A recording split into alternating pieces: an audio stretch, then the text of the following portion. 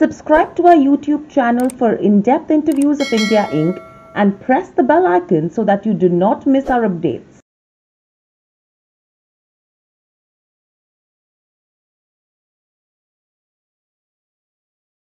Hello and welcome to Nirmal Bang, ladies and gentlemen. I'm Hiral Dadia. We have with us Mr. R.G. Agarwal, Chairman at Dhanuka Group, joining in.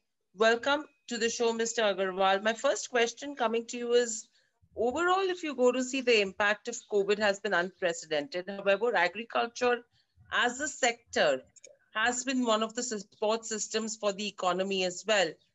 How would you describe the last couple of months since the time the revival has started? You see, if you see first quarter result where every sector was down, agriculture sector was having even 3.5% growth approximately. Food is such an item which no one can neglect. And with the urbanization, not only food, but it is good quality food, nutritious food, its demand is increasing. So now from cereal centric, we are going to horticulture, Hmm. center products. Hmm. And at present in agriculture, our GDP is just one third from China. I'd like to share one data for your listeners. Hmm. Our agriculture area is 142 million hectare, while China is 128 million Hmm. hectare. Our average rainfall is 1000 mm plus, while China is 600 mm plus. And as Hmm. per FAO data of 2016-17, our GDP from agriculture was $401 billion, while China was $991 billion, three times than us. And you see pesticide consumption, the field which we belong, as per Ministry of Agriculture data, our consumption is just 310 gram per hectare. Hmm. China's consumption is 13 kilogram per hectare, Hmm. around 40 times more than us. So Correct. potential is available in agriculture sector, and with these three new laws, now IM people, IIT people, they are leaving the jobs and entering the agriculture sector, and Hmm. the investment of private sector, we hope agriculture sector will boom like anything. Absolutely. And I think that's been the backbone so far as well, because even if you see in terms of GDP growth, a lot of support came in from the agriculture system. So what would your view be about FY21? What's the kind of growth we could see for the company as well and for the sector as a whole? Do you think we will be better than the previous year? Yes, definitely expectations are like that because last year monsoon was erratic, but more rainfall was there. Hmm. So today our all reservoirs are full, Hmm. and agriculture depends upon availability of water. Hmm. So if sufficient water is available, then definitely our initial forecast also is good for next year. So we are expecting our sector as well as agriculture production, as in last year in some of the countries their agriculture production has suffered, and China has become the biggest importer of cereals and food products. Hmm. So India has the potential to become a food hub for the world. So that way our sector will have very good potential. Absolutely. And clearly, if you go to see, it contributes almost 15% to our GDP, and it employs, I think, uh, half of the country's working population as well. So that's the statistics which clearly tells us what's the importance on that front. So clearly, when you talk about exports as well, do you think we can become a net exporter overall in terms of agri commodities? Sure, why not? Today in US, golden milk is the most popular drink, which is turmeric milk. We grow 544 crops which no country grows in the world. One is dedicated to few limited crops. While we have all sort of crops, for example, spices. Today we are exporting spices and they have lot of more potential of export. You see banana, as a consumer, what price you get in India? 5 rupees a banana. Correct. And when you go to internationally, you pay $1 or £1 for one banana. Am I right or not? Absolutely. So all this shows a great potential for export. If you go to Northeast, you get a very good pineapple in 2 rupees. But if you find it in Bombay, you will not get that pineapple in 50 rupees also. So here is a big gap in farmer price and consumer price. And these three new laws are going to help from farm to fork. So farmers are going to get better price and consumers are also going to get benefit at better price. A number of mediaries in the system will be eliminated and there will be at present, for example, 6-7 intermediaries are there. 4-5 will be eliminated and maximum 2-3 will remain. So margin will not be distributed. So farmer will also gain and consumer will also gain. And if farmers will have more money in his hands to spend, then it will impact all FMCG goods, all consumer goods, and indirectly overall economy of our country will grow. Right. So overall from here on, what are the kind of opportunities you're seeing for Dhanuka Agri taking the opportunities into consideration? You see, we have tie-up with 6 Japanese companies. And today research of one new molecule costs around 2,000 crore rupees and 10 to 12 years time. So we are having number of new products in our pipeline. And last year, just we launched 2 new fungicides, first time in the country from Japan. So it is not only 2,000 crores for a molecule, but 10 to 12 years time. And that is the reason you would have observed in last 2 years, major mergers of multinationals like Dow DuPont, Bayer and Monsanto, FMC Cheminova, Syngenta ChemChina, so many mergers. So in India also it costs around 50-60 crores for registration of a new molecule, 5-7-8 years time. And then it's commercialization. So in coming time, either new products will be coming from few multinational 4-5 which are left, or Japanese company. Normally Japanese companies are not in direct marketing.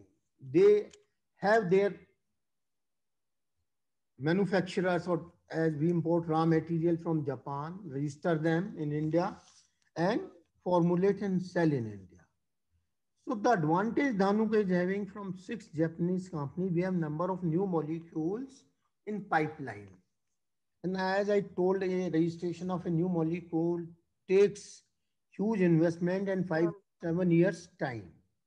So every year at least 2 new molecules first time in the country will be introducing, which is going to increase the profit of farmers.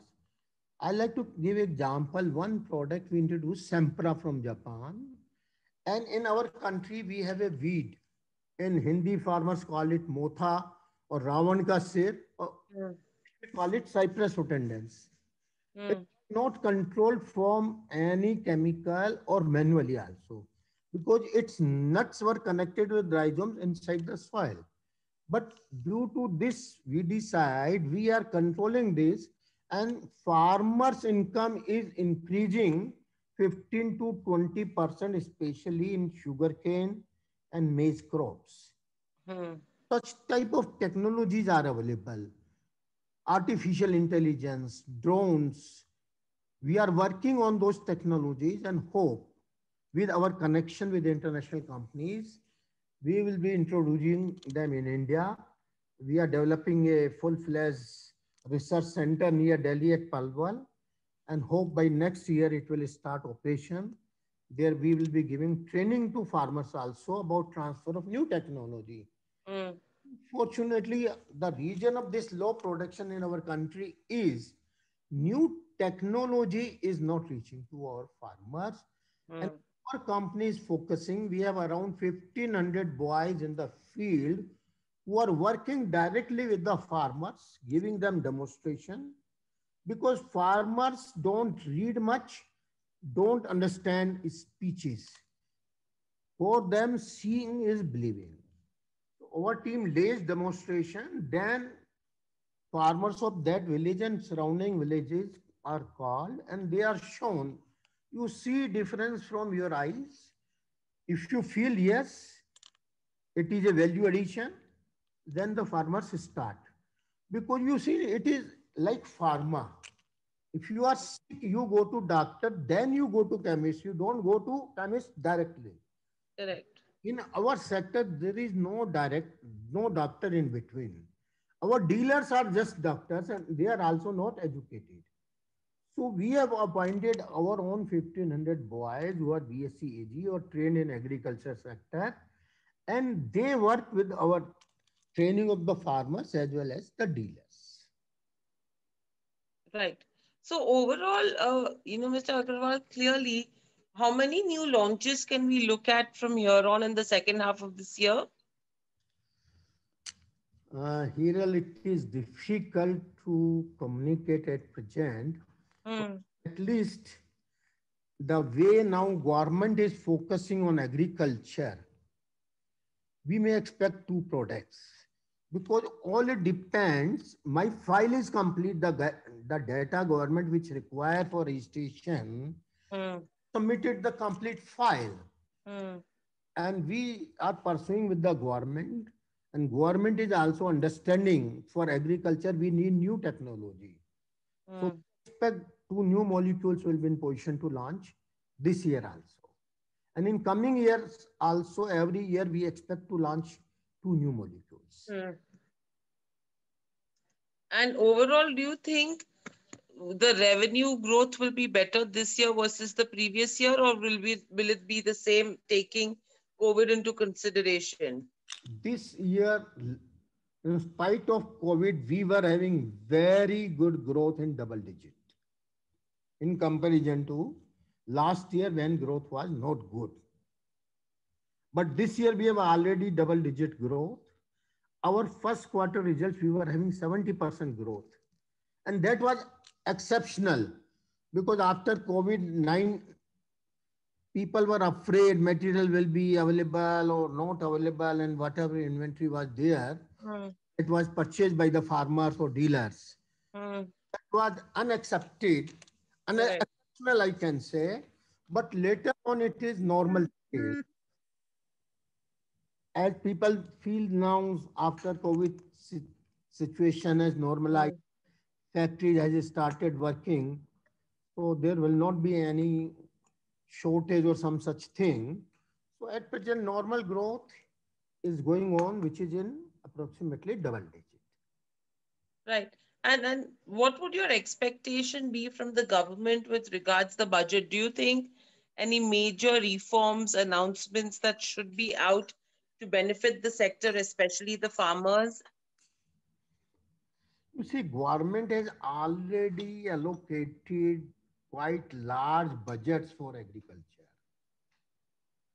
If you see in comparison to earlier years, the budget for agriculture has been increased manifold. For example, Hmm. 1 lakh crore for rural infrastructure for direct marketing. Similarly, for dairy industry, fishery, honey, Hmm. horticulture, Hmm. the government is supporting. And here, one thing we request government, I met the concerned ministers also. Hmm. that whatever you give, Hmm. but until unless you will give the technology, skill development, till then the real benefit will not come. Government has disbursed 15 lakh crore loans to farmers. But are they used properly in agriculture for increasing the Hmm. note?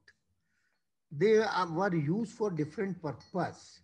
And until his farmers understand the loan which he is taking for business, then he should invest for creating infrastructure like business people does. Correct. Invest in business or factory. So similarly, farmer has to invest in his farm so that his agriculture income increase. For example, drip irrigation. By drip irrigation, 50% yield increases is there. Hmm. And government is providing handsome subsidies. So farmer are to be educated that the loan which they are taking, they should invest that money as a businessman. They have to take not as substantial agriculture, but they Hmm.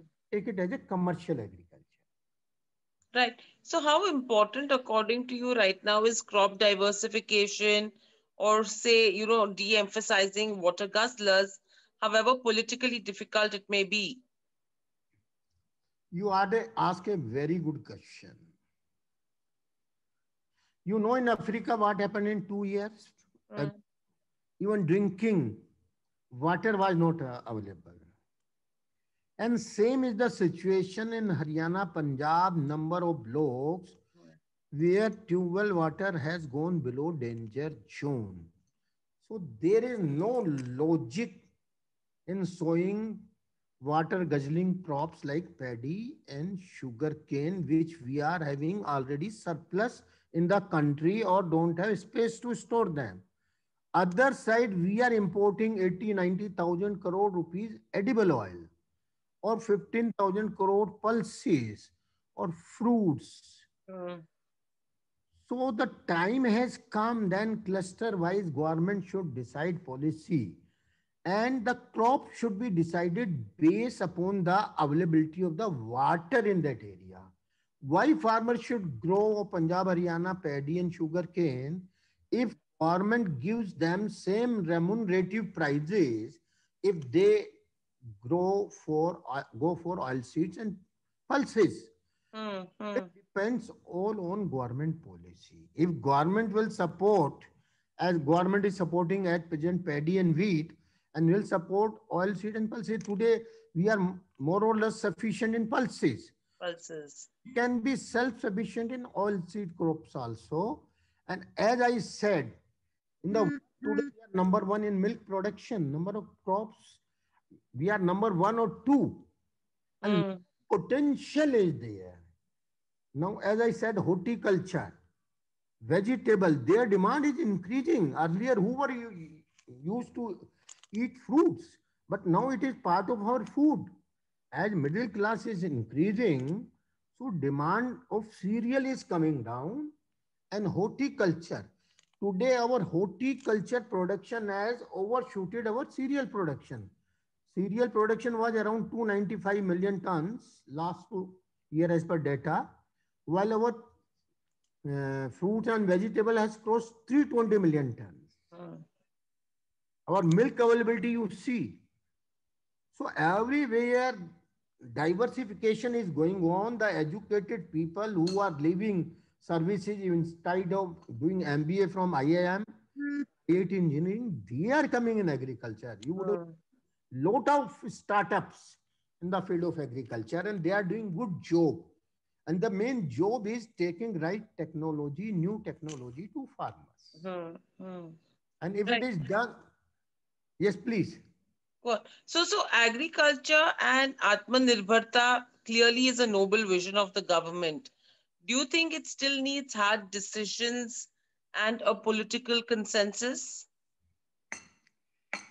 Sometime you see government wants to take, but unfortunately in our country we have too much democracy and unsocial elements. For example, these three new laws. Earlier, there was monopoly of APMC. A farmer was forced to sell only in APMC Act. Correct. Those mandis and whatever price were decided there. But now he has been given freedom. He can sell at his field. He can store at his home. He can store at warehouse. He can sell any part of the country. Is it bad or good? Please tell me. No, correct. But here you see, it is not a farmer's agitation. It's a political agitation. And some unsocial elements has entered in all this process. And sometime you see there are social issues. We are not politicians, so I can't say much. But we hope our government is taking practical and pragmatic approach, and they will take further practical approach. Right. So, Mr. Agarwal, do you think there is any progress on the PLI for agrochemicals and say, a likely probably increase in the Indian agrochemical revenues and exports, say, over the next 3 to 5 years? Definitely, the PLI scheme is going to give good benefit to pharma as well as agrochemical sector, because you will be knowing equally we are strong in pharma also. As pharma has become subsidiary of Dhanuka from 1st April. And we are exporting to US, Europe, Japan, all these regular markets, while we are having other 3 units here where we are selling to Indian market. So wherever government has offered these incentives, there definitely production is going to increase, and slowly, earlier Chinese goods were promoted, but slowly a mindset is coming. If we can do with Indian goods, then why we should go for Chinese goods or other countries' goods? And our honorable PM also is regularly talking Atmanirbhar to promote Indian goods made in India. So we also now promote, give preference to Indian companies, to preference to Indian goods. We need technology because we are not very strong in technology, as our investment on R&D is not more than 0.5% of our GDP, while developed countries spend 4-5% of their GDP on R&D. So our government has to increase and support R&D so that we are not totally dependent internationally. And yesterday I was seeing the news that government has ordered, defense has ordered 90 Tejas planes to our Bangalore unit. So it's a very initiative that for maybe weapons or anything, we are supporting our Indian industry. Correct. So very lastly, Mr. Agarwal, clearly, can we expect a double-digit revenue and profitability growth over the next 2 years for Dhanuka Agri? You see, top line, yes, but profit, it is very difficult. And nobody can predict, because there are agriculture depends upon climatic conditions. Correct. If climatic conditions are good, then we can have very good growth. Our situation is like farmer. We see towards sky monsoon. So if monsoon is good and slowly, our government has taken very good initiative. The irrigation projects which were pending, they are completing. And in Telangana, around 60 lakh new hectares, new area has come under irrigation form project. So such type of areas are coming under irrigation. And today we are using old technology of flood irrigation. And slowly we are coming to drip or sprinkler irrigation. And from available water, we can irrigate our total area. So automatically our income or farmers' yield can be doubled. Especially in horticulture crops. are towards right step. Government is supporting. Government is very practical and pragmatic and special focus on agriculture. And we hope our agrochemical industry, not only agrochemical industry, but every industry related to agri input industry related or agri commodities or Mm, food or processed food. So all will have good growth. It is my personal feeling. I can't know what are the others feeling, but my correct. feeling is that this sector is going to boom, not in coming 2 years, but in coming 10 years also. We are Mm, optimistic about this sector. right. And very lastly, how has the cash generation been for the sector as a whole currently during COVID? You see, in agriculture, farmer produce was purchased by government. He got the payment from government. Mm, So the money circulation in our sector starts from farmer. correct. And farmer crops are purchased. And some today you see onion, farmers agitation, government allowed export also. Earlier, if there was shortage, price was shooting, government was stopping exports. Mm, We requested if we want to promote our business export internationally, then mm, have to be a reliable partner for international market. Today we mm, open export, tomorrow we close. So nobody was considering India as a reliable partner. And correct. government has in principle taken that our policies will be long term. Even if Mm, prices goes up, if any commitments are made by any exporter internationally, then he will be allowed to honor his commitment. mm, Even if India has to import, government will import. And we mm. create our credentials in international market that whatever contracts Indian exporters does, now they are honored and they can Mm. depend upon our country as a reliable exporter and partner. Absolutely. I think the prospects for the sector as a whole, Mr. Agarwal, are great. And I think, it's great to hear from you as all overall with the kind of comments that you give us for the sector, because clearly to get knowledge or comments from someone who's been in the industry for so long is absolutely fantastic. And simultaneously, you've been on the boards of so many other companies as well. You're the founder chairman of Dhanuka Group of Companies. You've been a promoter and chairman of Orchid Pharma, again, which is an important sector. In fact, Mr. Agarwal is also the chairman of Dhanuka Families Charitable Trust and the chairman at FICCI Committee on Group Protection, Crop Protection Schemes. So I'm sure the interactions that you've had, from ground reality also have been really strong. You are very right. Absolutely. Thank you, Mr. Agarwal, so much for joining us on the show. It was a pleasure to speak to you and hoping to speak to you soon again in a couple of weeks once the budget is announced. Stay safe and take care. Thank you. Same to you. Please take care for yourself and family. Thank Thank you. you. Bye.